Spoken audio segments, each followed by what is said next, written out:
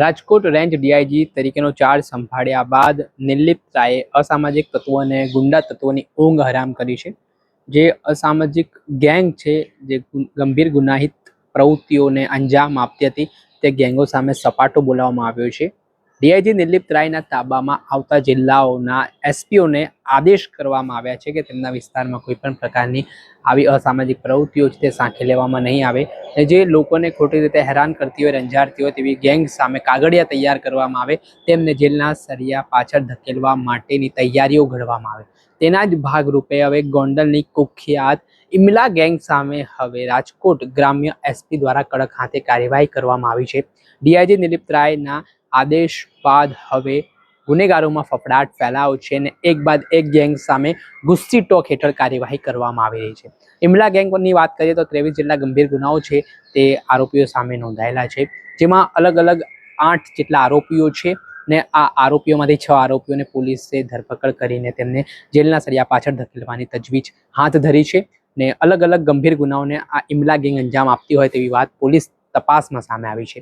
આ મામલે શું કહી રહ્યા છે રાજકોટ ગ્રામ્યના એસપી વિજયસિંહ ગુર્જર, તેમને સાંભળો. રાજકોટ રેન્જ ડીઆઈજી શ્રી નિર્લિપ્ત રાય સાહેબના માર્ગદર્શન હેઠળ રાજકોટ ગ્રામ્ય જિલ્લામાં ઇમલા ગેંગ ઉપર ગુસ્સી ટોક કાયદા હેઠળ ગુનો દાખલ કરવામાં આવ્યો છે.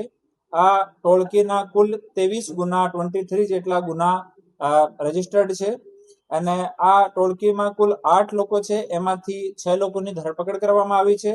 એક આરોપી આમાં જ્યુડિશિયલ કસ્ટડીમાં છે અને એક આરોપીને હાલ પકડવાનો બાકી છે. ગેંગનો મુખ્ય સૂત્રધાર ઇમલો છે અને ઇમલાના નામથી જ આ ટોળકી પોપ્યુલર હતી. અને થોડા દિવસ પહેલા જ એ લોકો સુલતાનપુરમાં રાત્રિમાં એક થાર લઈ જઈને એને મારામારી અને ત્યાં તોફાન રાત્રિમાં એ લોકો કર્યો હતો. આમાં જો મુખ્ય સૂત્રધાર છે ઇરફાન ઉર્ફે ઇક્કુ હસનભાઈ ઉર્ફે જમાલભાઈ, ગોંડલનો રહેવાસી છે. ટોટલ 17 ગુના એના ઉપર રજીસ્ટર્ડ છે. બીજો ઇમરાન ઉર્ફે ઇમલો, 20 ગુના એના ઉપર રજીસ્ટર્ડ છે. હુસેન ઉર્ફે ભોળિયો, 9 ગુના.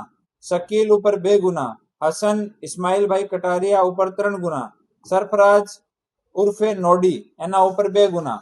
અને નવાજ ઉર્ફે બામ્બુટ, એના ઉપર 1 ગુના. શાહરુખ ઇબ્રાહીમભાઈ પર 1 ગુના. આમ અલગ અલગ આ લોકો ઉપર ટોટલ 23 જેટલા ગુના રજીસ્ટર્ડ છે. આ ગુનાઓમાંથી ખૂનની કોશિશના 2 ગુના, ગંભીર ઈજા મહાવેથાના 4 ગુના, ધાક ધમકીના 3 ગુના, આર્મ્સ એક્ટના 2 ગુના અને પ્રોહિબિશનના 12 ગુના આપના અલગ અલગ પોલીસ સ્ટેશન્સમાં રજીસ્ટર્ડ છે. અને એવી જો ટોળકીઓ છે જો સંગઠિત રૂપથી અપરાધ કરે છે, આ તમામ ટોળકીઓ વિષયમાં માનનીય ડીજીપી સાહેબ, માનનીય ડીઆઈજીપી સાહેબ એના સુપરવિઝન હેઠળ અમે લોકો કામ કરી રહ્યા છીએ અને ભવિષ્યમાં પણ એવી ટોળકીઓ વિરુદ્ધમાં ઓર સખ્ત કાર્યવાહી કરવામાં આવશે.